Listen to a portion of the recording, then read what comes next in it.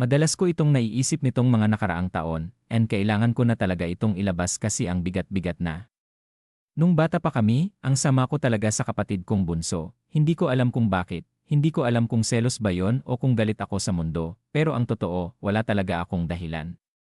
Wala rin akong awa noon sa sakit na pinaparamdam ko sa kanya. Alam ko normal lang sa magkapatid ang asaran o awayan, pero siya, mabait siyang bata. Tahimik, gusto lang niyang makilaro, gusto lang niyang kasama ako. Pero ako, hindi ko siya pinapansin, ayaw kong makipaglaro, at kung may mali akong nagawa, siya agad ang itinuturo ko.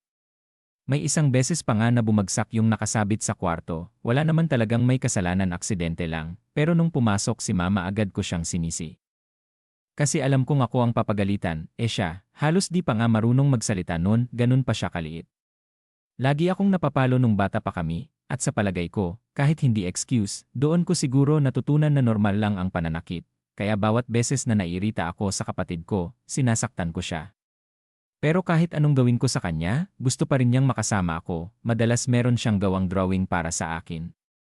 Matagal kong inisip na nakakainis lang siya, pero ngayon ko lang naintindihan, bata lang siya noon, naghahanap ng pagmamahal mula sa kuya niya, hindi niya maintindihan kung bakit siya palaging tinataboy. Bago ako pumasok ng high school, doon lang ako tumigil sa pananakit. At sa ilang beses na naging mabait ako sa kanya, yung talagang totoo, walang halong inis, kitang-kita ko sa mukha niya kung gaano siya kasaya. Ang sakit isipin, kasi mukhang yun lang naman talaga ang gusto niya mula pa noon.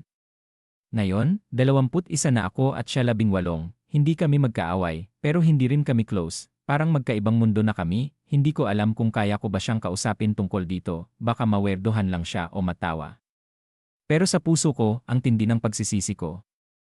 Sana naging mas mabait akong kuya, sana hindi ko siya tinulak palayo, sana mas pinili kong maging karamay kaysa kaaway niya, at sana, kahit papaano, maramdaman pa rin niya ngayon na mahal ko siya.